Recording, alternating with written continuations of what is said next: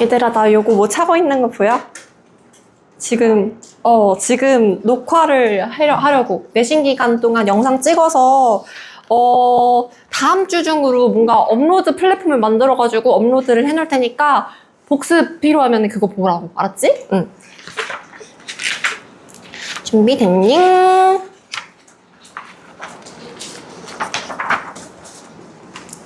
자, 그 뽀짝한 겉 표지를 넘기면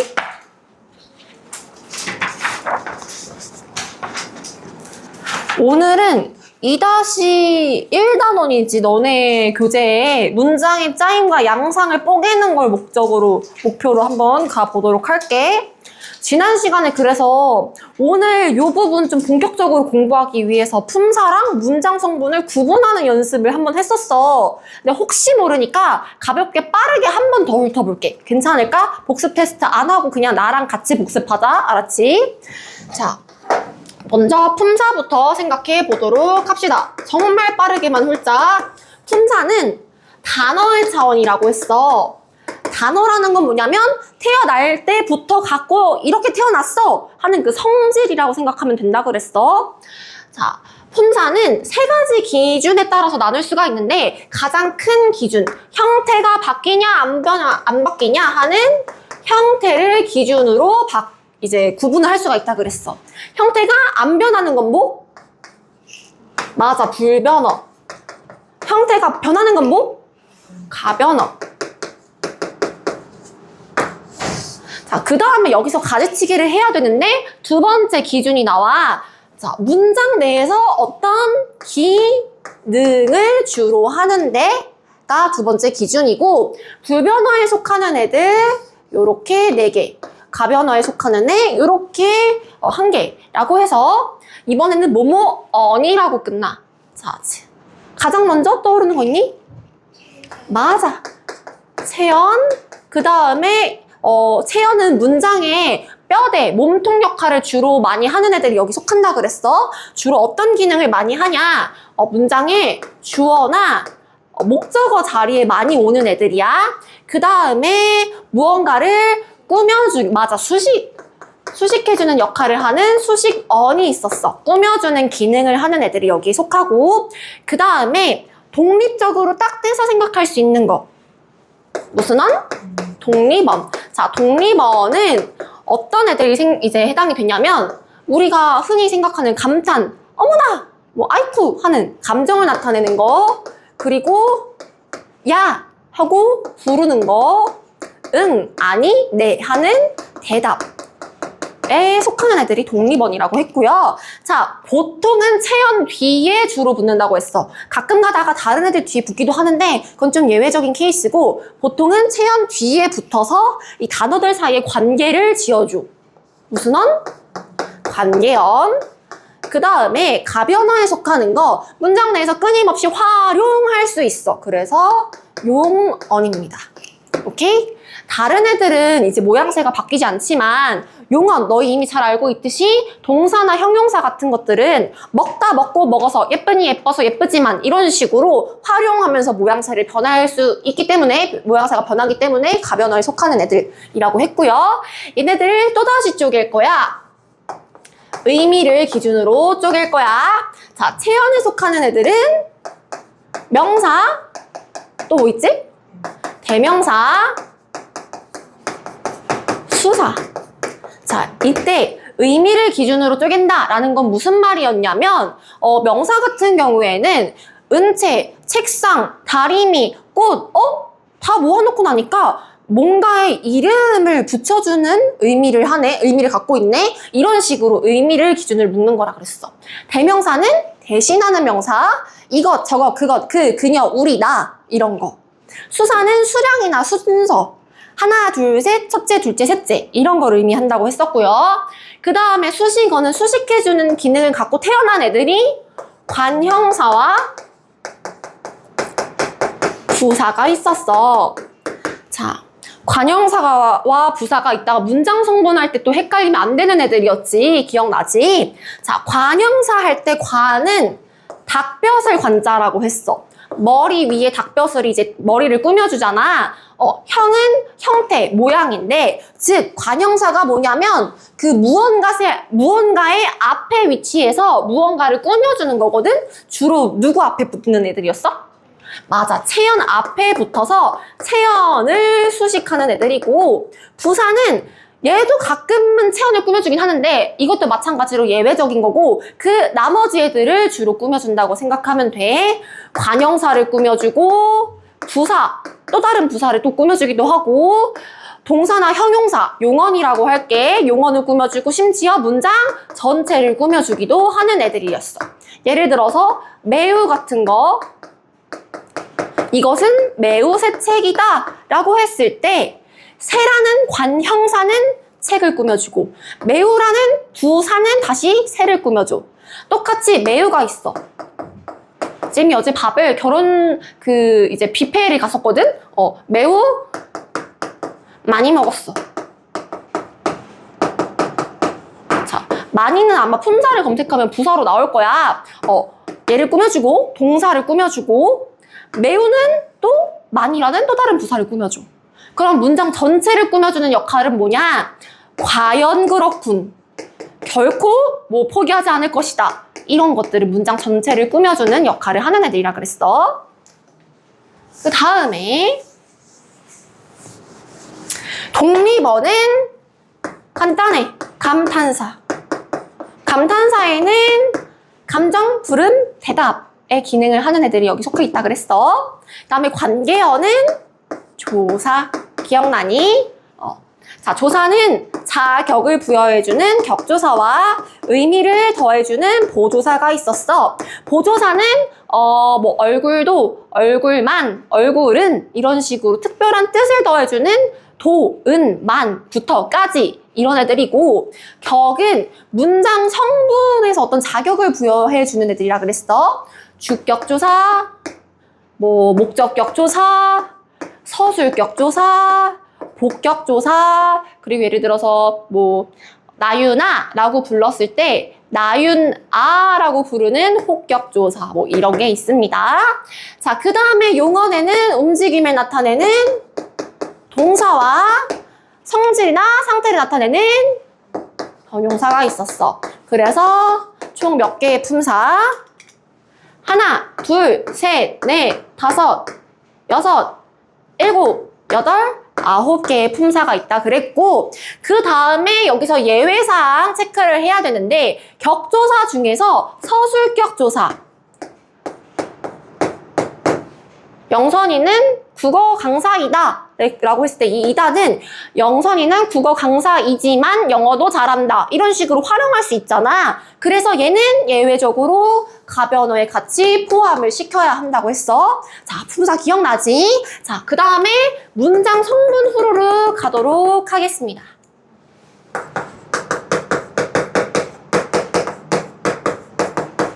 문장 성분은 뭐냐면 문장 내의 기능이야. 여기서 품사의 기능이랑 헷갈릴 수가 있는데 품사에서의 기능은 태어날 때부터 원래는 보통 그런 역할을 하는 거. 그래서 여기에 속하는 애들이 문장 성분에서도 이제 대체로 그 역할을 할 때가 많기는 하지만 예외적으로 용언 같은 경우에는 뭔가 활용할 수 있다 그랬잖아. 그래서 그때 쌤이 얘기했듯이 태어나기로는 형용사로 태어났어. 근데 문장 성분으로는 관형어의 기능을 할 때도 있다 그랬어. 그러니까 차원을 구분해야 된다고 생각했어. 태어날 때부터 어떻게 태어난 건지, 문장 내부에서 어떤 기능을 하는지를 구별을 해야 한다 그랬어. 지금 약간 절반은 눈이 약간 맛이 갔는데? 괜찮아? 괜찮아. 알았어. 자, 문장 성분 후루룩 이것도 빨리 훑어볼게. 지난 시간에 한 거니까. 먼저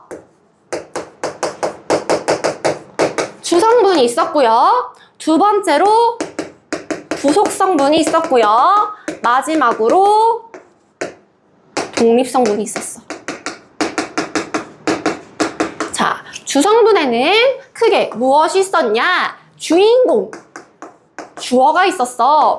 누가, 무엇이에 해당하는 애라고 했고요. 그 다음에 무엇을에 해당하는 얘는 뭐더라? 맞아, 목적어였어. 그 다음에 이제 문장이 만들어지려면 주어와 서술어는 필수적으로 있어야 하지. 서술어. 무엇이다. 뭐뭐하다. 뭐뭐 어떠하다. 이런 거 있지. 이런 거. 무엇이다, 어찌하다, 어떠하다에 해당하는 거. 혹시 모르니 이거 써줄까?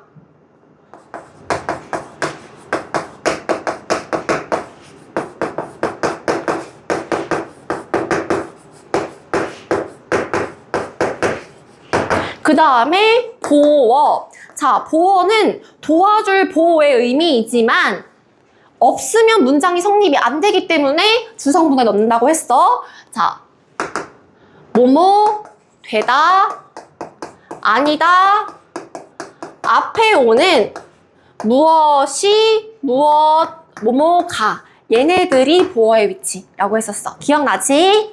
자, 그 다음에 부속성분 갑니다. 부속성분의 부속은 부속품 같은 거고 약간 곁다리 같은 애라 그랬어. 꾸며주는 기능을 보통 하는 애인데 무엇이 있었냐? 관형, 어와 부사, 어가 있었어. 이제 관형사와 부사, 관형어와 부사어 이거 구별을 해야 하는데 얘네들은 태어날 때부터 그렇게 태어난 거라 그랬어. 관형어는 태어날 때부터 그렇게 태어난 애들이 관형어의 역할, 부사어의 역할을 할 때도 있지만 그렇지 않을 때도 있다 그랬어.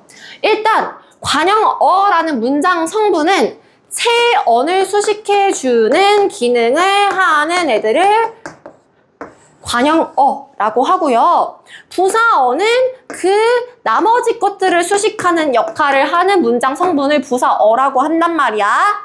이때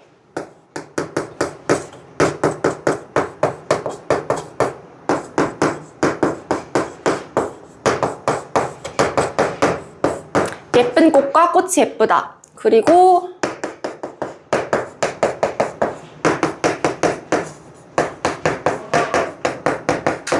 보자. 우리 문장 성분 따져보자. 예쁜 어때? 꽃을 수식하는 문장 성분이니까 관형어야. 예쁘다 어때? 꽃의 상태를 서술해주는 서술어야. 새 어때? 색을 꾸며주는 관형어야. 새로운 색 어때? 마찬가지로 색을 꾸며주는 관형어야. 여기까지 괜찮니? 자, 이제 문장 성분이랑 구별을 해야 하는데 자, 문장 성분은 어떻게 구별하느냐? 원래 어떻게 태어났지? 를 생각하면 돼. 기본형을 생각하면 돼. 자, 그러면 쉬워. 뭐냐면 나머지 애들은 모양새가 변하지 않는단 말이야. 그거 그대로 생각하면 되고 용어는 뭐뭐하다가 기본 형태지. 자, 그걸 따져봅시다. 자, 예쁜의 기본형은 뭐지? 예쁘다야. 예쁘다로 태어났으니까 품사는 뭐야? 맞아. 품사는 형용사야. 얘도 품사는 형용사야. 똑같은 품사가 문장 성분은 다를 수가 있구나. 괜찮지?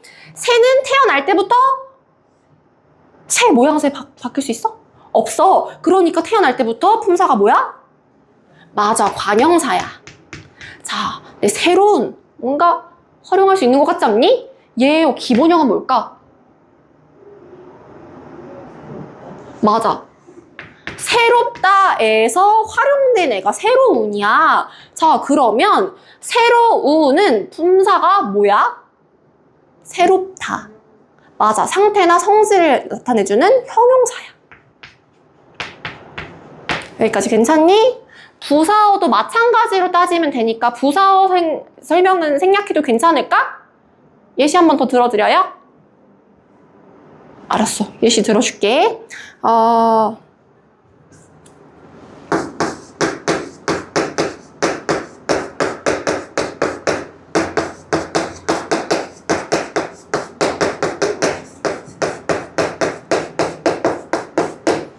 이거 볼까? 부사어.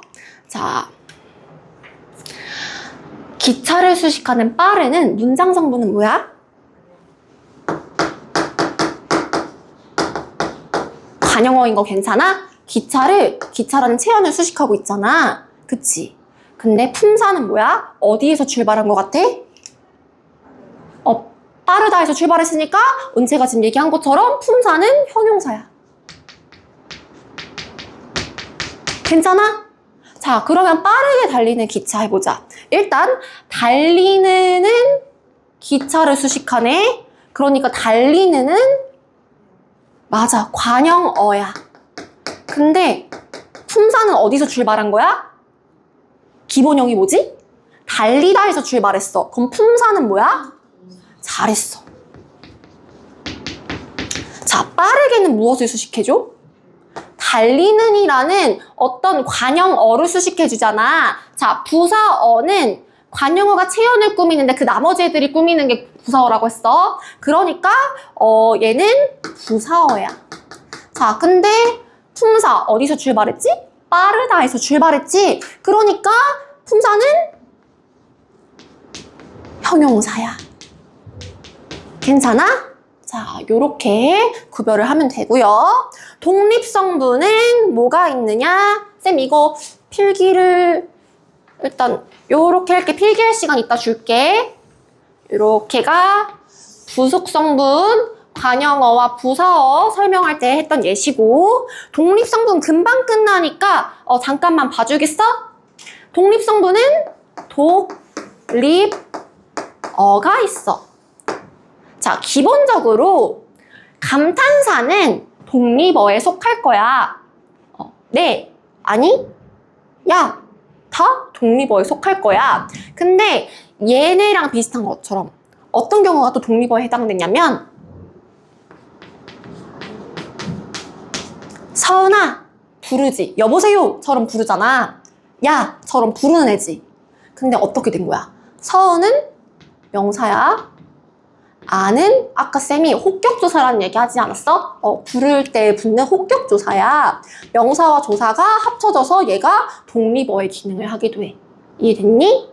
자, 그럼 여기까지 필기할 시간 드릴게요. 지금 어디까지 설명을 한 거냐? 1페이지에 1번 내용 설명한 거야. 3분 정도 드리도록 하겠습니다.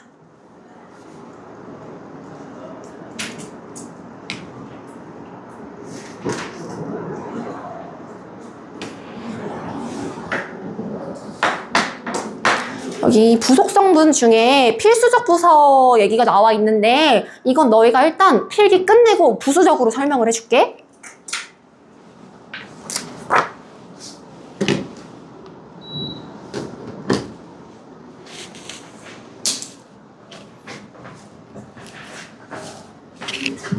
선이 괜찮아? 이해돼?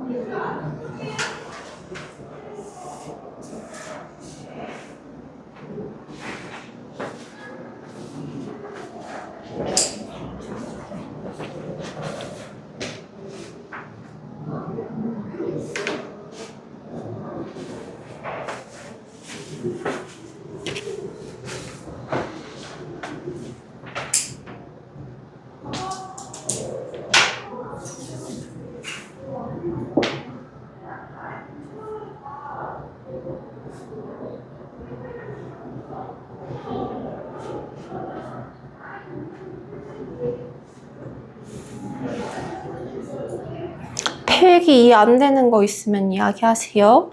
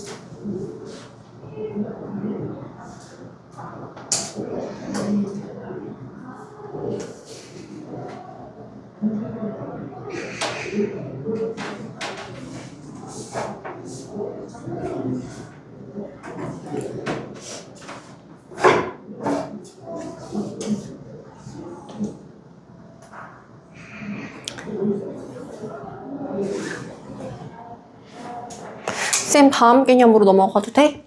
원래는 이 타이밍에서 한번 끊고 여기에 해당하는 문제 풀어보고 다음 개념 넘어가면 좋은데 우리 시간이 없잖아? 개념 우다다다 다 설명하고 우리 마지막 30분 정도 동안 오늘 해당하는 문제 최대한 많이 풀어보고 끝내는 걸 목표로 하자. 알았지? 지워볼게.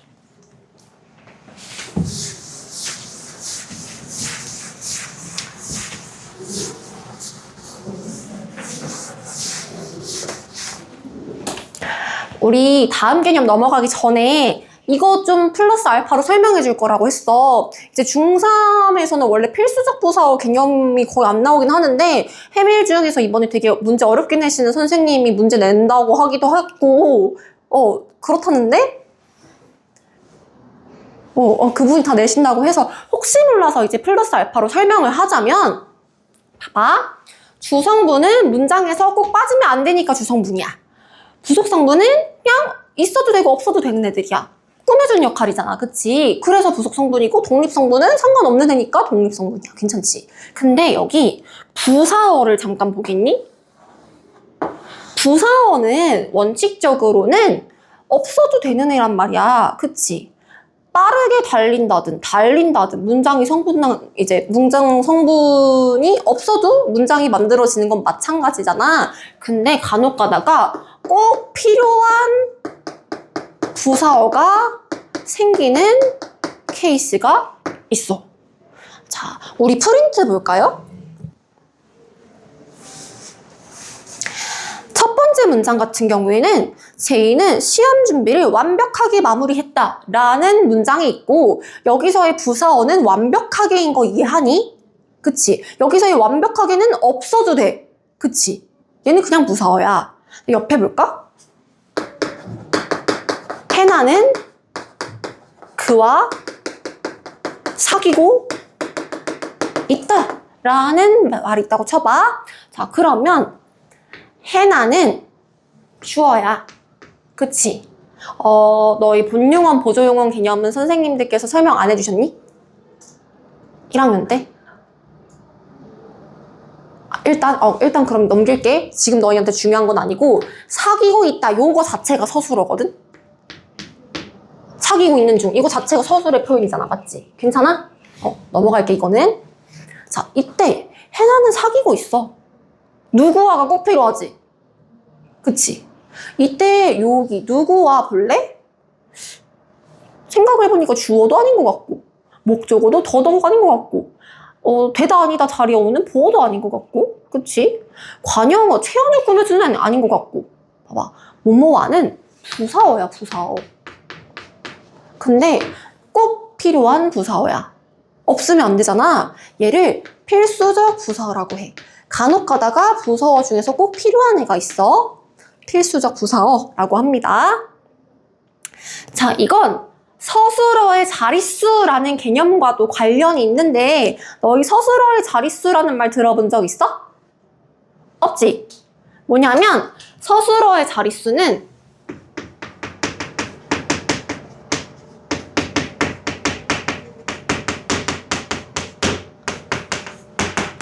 주어가 꼭 필요로 하는 문장 성분의 어떤 개수를 의미해. 어디 갔어? 를 의미하는데, 예를 들어서 가장 기본적인 거.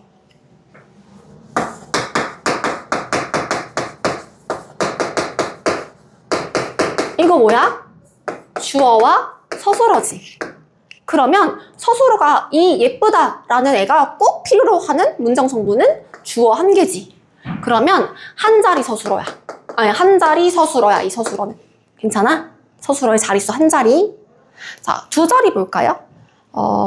주어와 목적어와 서술어의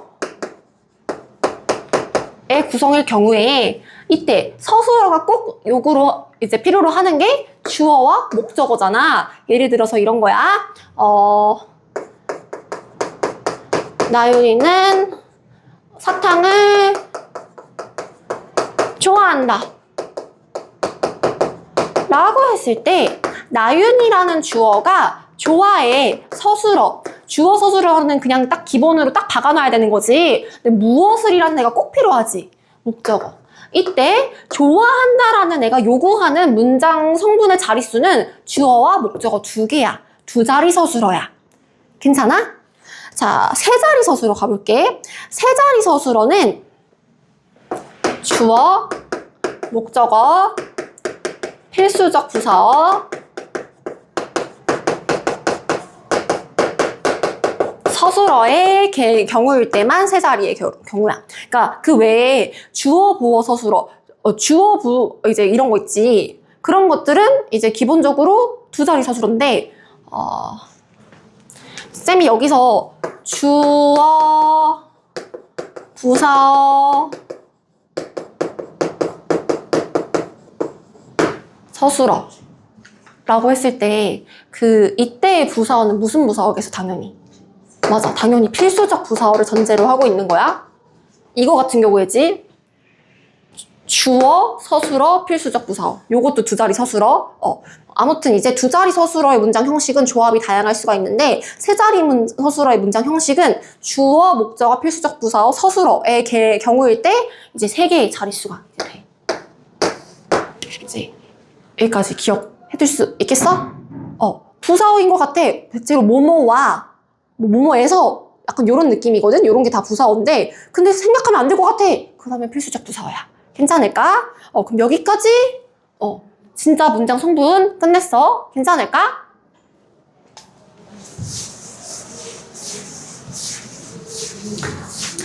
이런 건 사실 학교에서 정식 개념으로 가르쳐주지 않더라도 다음 보기를 참고하여 문제를 해결하시오라고 하면 할 말 없거든. 보기에서 하라는 대로 이제 문제를 풀어야 되는데 그때 그 개념을 처음 보기에서 보는 것보다 미리 알고 가면 더 좋잖아. 혹시나 해서 말씀드렸습니다. 선인의 학교에서는 지금 문장 성분 나가고 있잖아. 혹시 이런 개념 가르치셨어? 안 가르치셨어?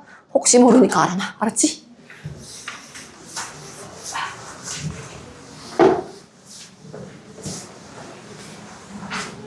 자, 문장의 짜임으로 들어가 보자.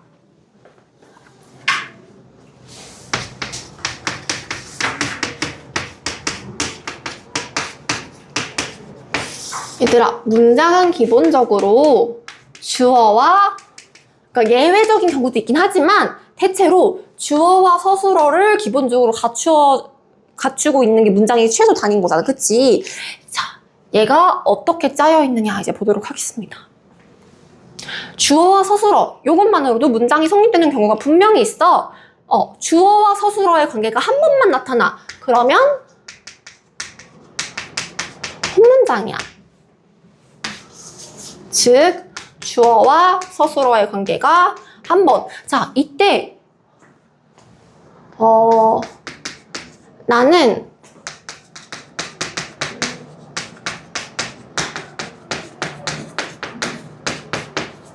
뭔가 많아 보이지? 근데 이것도 혼문장이야. 왜? 주어 뭐야? 나는이야. 서술어 뭐야? 먹는 중이다야. 그치? 이건 목적어야. 중간에 다른 애들이 막 낑겨 들어가도 목적어가 낑겨 들어가든 부사어가 กิ้겨 들어가든 뭐가 낑겨 들어가든 주어와 서술어의 관계가 단 한 번만 나타나? 그럼 혼문장이야. 괜찮아? 자, 그 다음에 그런데 문장에 따라서는 주어와 서술어의 관계가 2번 이상이 나타나는 경우가 있단 말이야. 그럼 겹겹이 쌓인다고 해서 겹문장이지. 근데 이게 어떤 식으로 쌓여 있느냐, 그 짜임에 따라서 종류가 또 나눠져. 자, 주서, 주서 이런 식으로 이어져 있으면 어떻게 이어진 문장? 이어진 문장, 미안해.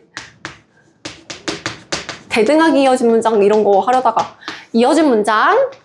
그 다음에 주서, 진짜 주어 역할을 하는 애와 진짜 서술어 역할을 하는 애가 있는데 중간에 주어와 서술어가 이렇게 낑겨 들어간단 말이야. 근데 이 주어와 서술어 자체가 뭔가 온전한 문장의 역할을 하는 게 아니라 문장 성분이 돼, 얘 자체가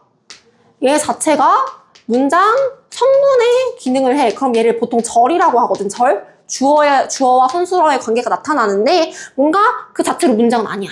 그러면 문장 성분의 역할을 하는 절이라고 하는데요. 아무튼 진짜 주어와 진짜 서술어 사이에 뭔가가 절이 낑겨 들어가 있어. 그럼 이거는 아는 문장의 관계가 나타난다고 생각하면 된다 그랬어. 자, 그래서 요거 있지. 진짜 주어, 진짜 서술어. 얘는 아는 문장이고 여기 낑겨 들어가는 있지. 얘는 절이라고도 하고 안긴 문장이라고도 해. 안겼잖아. 안겼어.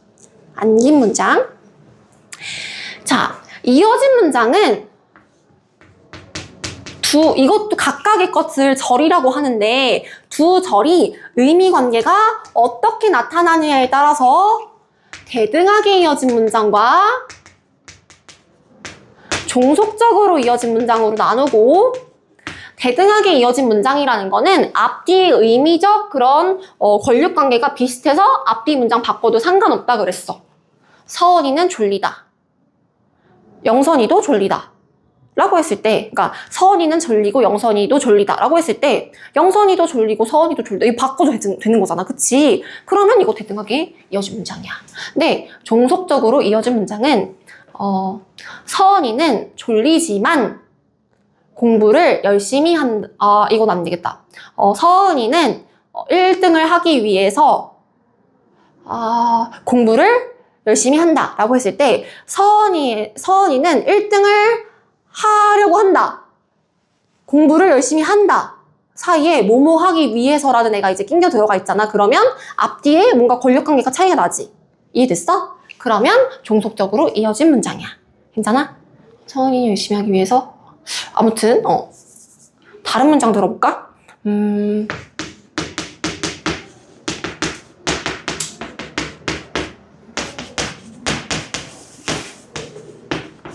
비가 왔어.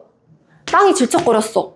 주어, 서술어 이렇게 나타난 거 맞아? 네, 의미관계 봤을 때 땅이 질척거려서 비가 오는 거 아니지. 비가 와서 땅이 질척거리는 거지. 앞뒤 문장 함부로 바꾸면 안 되잖아. 요런 게 종속적으로 이어진 문장. 괜찮아? 오케이.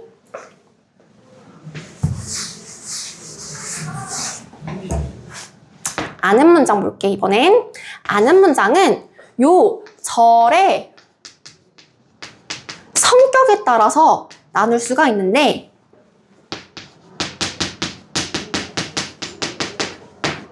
명사절을 아는 문장,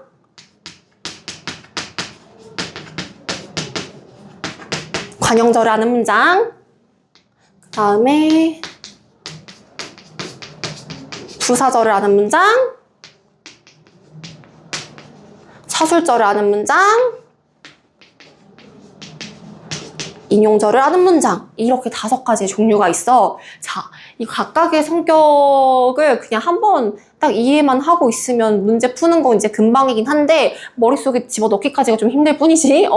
네, 일단은 이번 교시에는 대등하게 이어진 문장이랑 종속적으로 이어진 문장 자세하게 설명하고 쉬고 나머지 아는 문장 설명해 줄게. 괜찮아? 조금만 더 힘내보자. 그러면 2번째 페이지 넘어가 볼래?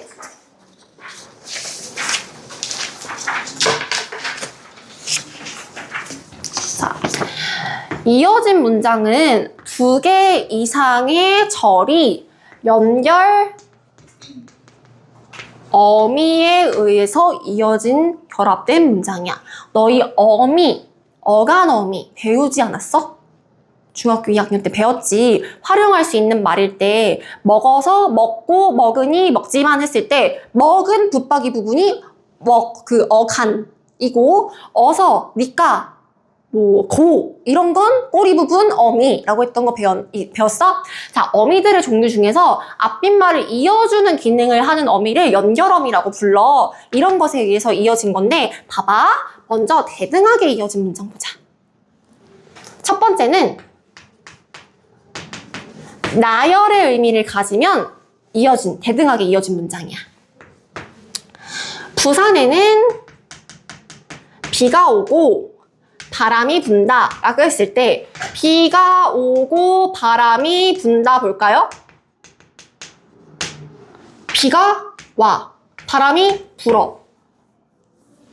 두 개 이렇게 이어진 거 보여? 부산에는 바람이 불고 비가 와. 바꿔도 되지. 같은 것들을 나열한 거잖아. 이건 뭐에 의해서 연결된 거야? 고라는 연결어미.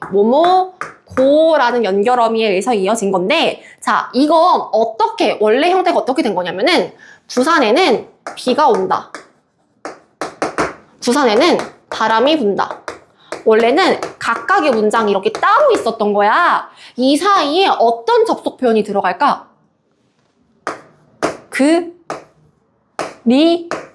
고에 의해서 이어질 수 있는 문장이지. 그래서 이거를 아예 하나로 합치고 싶은 거야. 그래서 부산에는 비가 온다. 그리고 바람이 분다를 부산에는 비가 오고라는 연결어미로 이어버린 거야.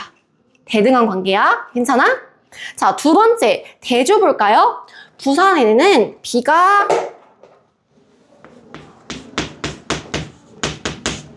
오지만 서울에는 눈이 온다. 자, 이렇게 끊을 수가 있을 것 같지 않아? 부산에는 비가 오지만 서울에는 눈이 온다. 이렇게 했을 때 봐봐. 이거는 원래 부산에는 눈이 온다. 부산에는 비가 온다. 서울에는 눈이 온다. 라고 했을 때 원래 둘 사이에 하지만의 개념이 있었겠지. 자, 이 접속어를 어떤 연결어미로 넣어서 이어버린 거야? 뭐뭐지만이라는 연결어미로 이어버린 거야. 근데 이거 바꿔도 상관없지? 서울에는 비가 오지만 부산에는 눈이 온다. 대조도 앞뒤 뭘 바꿔도 상관없는 거잖아. 대등하게 이어진 문장이야. 자, 그리고 선택. 이거는 또는 으로 이을 수 있는 애들의 차원인데, 부산에는 비가 오거나 눈이 내릴 것이다. 이거잖아. 비가 온다. 또는 눈이 온다.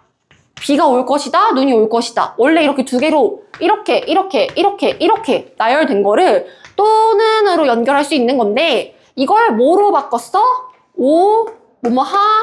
거나 라는 연결어미로 둘을 대등하게 이어버렸어. 괜찮아? 요게 대등하게 이어진 문장이야. 선생님 지울 건데 혹시 필기할 부분 있니? 필기한 친구 있으니까 잠깐 기다려줄게.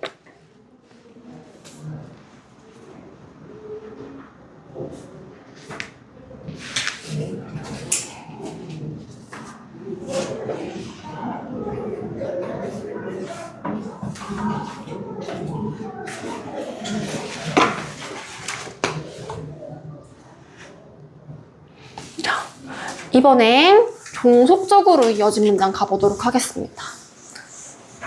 자, 그렇게 해서 대등하게 이어진 문장은 나열, 대조, 선택 두 문장이 and거나 but이거나 or의 의미로 이어진 거면 대등하게 이어진 문장이고, 종속적인 것은 아까 쌤이 이제 예시를 들어준 거 보도록 하겠습니다. 자, 여러 가지가 있어 얘들아.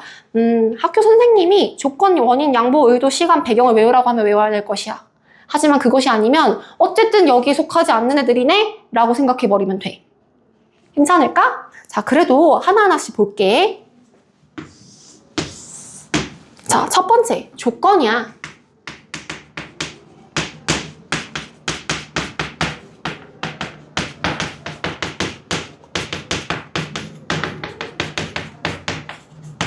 자, 비가 오다, 창문을 닫다. 이어진 문장인 거 맞지? 자, 이거 뭐로 이어진 거야? 원래는 그러면 창문을 닫아라 로 이을 수 있는 거잖아. 근데 뭘로 바꿔버렸어? 비가 뭐뭐 하면 이라는 연결 어미로 두 개를 이어버렸어. 자, 창문을 닫으면 비가 온다. 이렇게 앞빗절 바꿔버리면 문장이 이상해지지. 왜? 얘가 조건이고 얘가 그 조건에 따른 그런 결과니까. 괜찮아? 이어진 종속적으로 이어진 문장이 첫 번째 예시였어. 두 번째 가볼게. 이번에는 양보야. 양보라는 말이 잘 안 와닿을 수 있는데 이렇게 생각하면 돼. 그래도 이렇게 할게. 뭔가 내가 양보하는 느낌 들지 않아? 이게 양보야. 어떤 식이냐면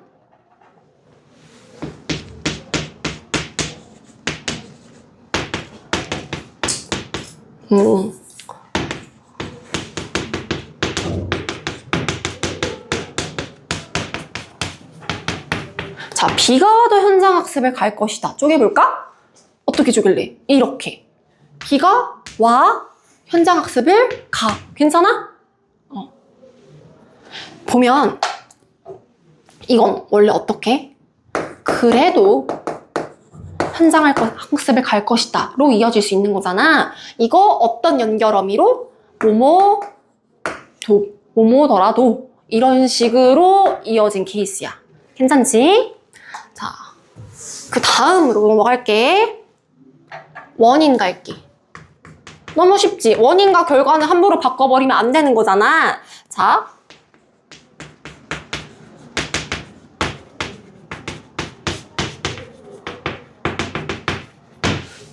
이거 다시 쪼개볼까? 비가 와서 여기서 쪼갤 거지. 비가 와서 땅이 젖었어. 보면 원래 어떻게 이어야 돼? 두 문장? 비가 온다. 땅이 젖었다. 비가 온다. 그래서 따라서 그러함으로 이런 식으로 연결할 수 있는 거잖아. 이걸 어떻게 하냐? 뭐뭐 아서 뭐뭐 어서 라는 애로 이어버릴 거야. 이게 원인과 결과의 관계지. 너희 만약에 딱 봤을 때 뭐가 어미인지 헷갈리면 쌤 지금 이렇게 해줄 때 같이 표시해놔. 알았지?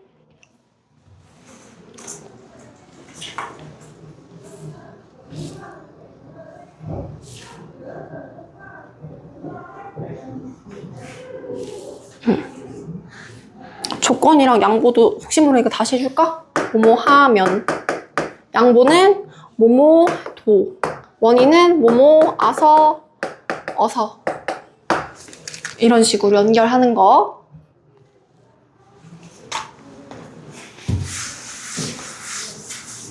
자, 또가 뭐가 있어? 이번엔 의도야, 의도. 자, 어떤 행동을 할 때 어떤 의도를 갖느냐의 관계니까 이거 역시 함부로 바꿔버리면 문장이 이상합니다.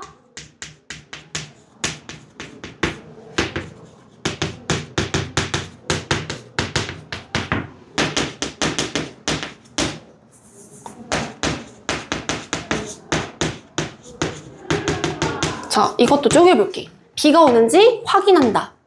일찍 일어났다. 어쨌든 봐봐. 여기서는 선생님 주어가 어딨어요? 막 이러는데 일단 내가 라는 말이 이제 생략되었다고 생각하면 돼. 어쨌든 비가 오는지 확인하려고 나는 비가 오는지 확인하려고 일찍 일어났다. 두 개로 쪼갰을 때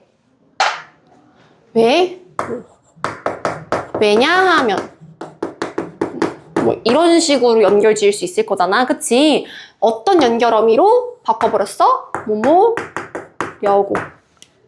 괜찮아? 이렇게 이어버린 거지. 의도와 그 행동. 다윤이 왜? 괜찮아?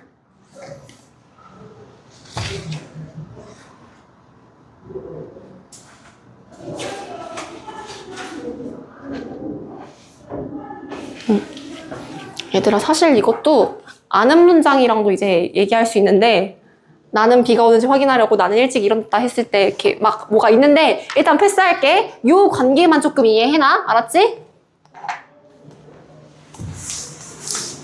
거의 다 왔어. 자, 시간도 선후 관계를 똑바로 우리가 체크를 해야 될 거 아니야. 저쪽에서 누군가 달려왔다. 보면 비가 와. 이거 하나 끊을 수 있지. 비가 와. 누군가 달려왔어.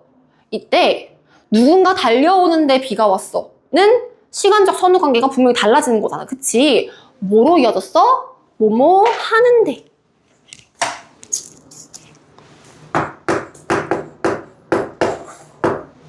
로 이어졌어.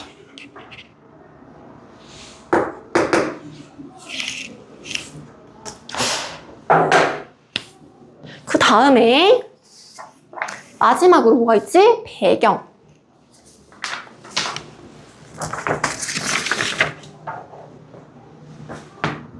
아, 얘들아, 미안해.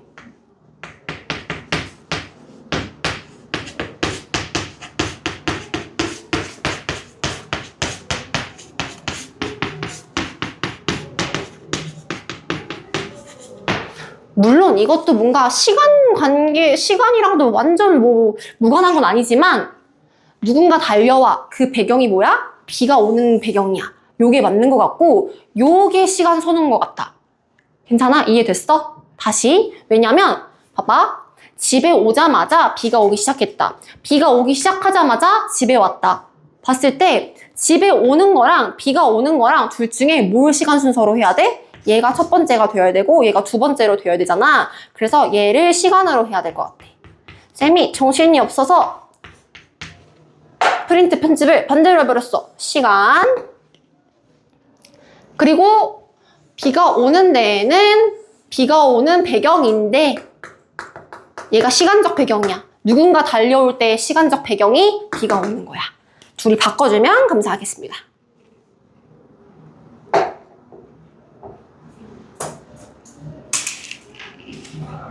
자, 그 다음에 이 종속적으로 이어진 문장 같은 경우에는 나는 철수를 자주 만나서 나는 뭐 철수를 격려하곤 한다 라고 이제 이런 문장이 있었을 때 나와 철수 같은 게 되게 겹치잖아. 그래서 나는이라는 걸 생략하고 그를 이렇게 막 철수를 대체하는 표현을 쓰고 이런 식으로 이렇게 적절히 가감은 할 수 있다라는 건 이해를 대충 해놓으면 될 것 같아. 근데 여기까지는 아마 안 물어볼 거야. 요 내용들 있지. 다시 말하지만 학교 선생님들께서 암기를 요구하는 범위까지 암기를 하면 돼. 근데 기본적으로 대등은 나열, 대조, 선택 말고는 크게 의미가 없어. 이건 외우기 쉽잖아. 그치? 여기에 속하지 않는 애들이면 종속적으로 이어진 문장이구나. 이제 주어, 서술어 나란히 이어져 있는데. 근데 그것도 어려워? 그러면 앞뒤절 뭔가 바꾸면 의미가 원래 의도한 의미와는 달라져. 원래 말하고자 하는 의도와는 달라져. 그러면 종속적으로 이어진 문장이야. 괜찮을까? 자, 그러면 일단 여기까지 하고 우리 10분 쉬고 11시에 나머지 하자.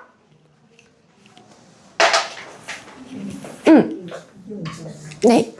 이 문현대를 그러나를 바꾸면 앞뒤 바꿔도 똑같은 거 아니야? 그런 대로 바꾸면? 그러나가 비가 온다. 그러나 저쪽에서 누군가 달려온다. 저쪽에서 누군가 달려온다. 그러면 그러니까 원래 의도를 생각하면 돼. 그러니까 여기 이 문장에서는 비가 오는데 저쪽에서 누군가 달려왔다라는 문장만 봤을 때는 비가 온다. 그 와중에 저쪽에서 누가 달려왔다잖아. 이럴 때 저쪽에서 누가 달려왔는데 비가 온다 하면 달라지는 거지. 근데 이제 다현이가 의도한 건 뭐냐면 아예 문장의 성격을 일로 바꿔버리는 거야. 그래서 카테고리가 좀 달라져. 이해됐어? 중간에 한번 끊을까?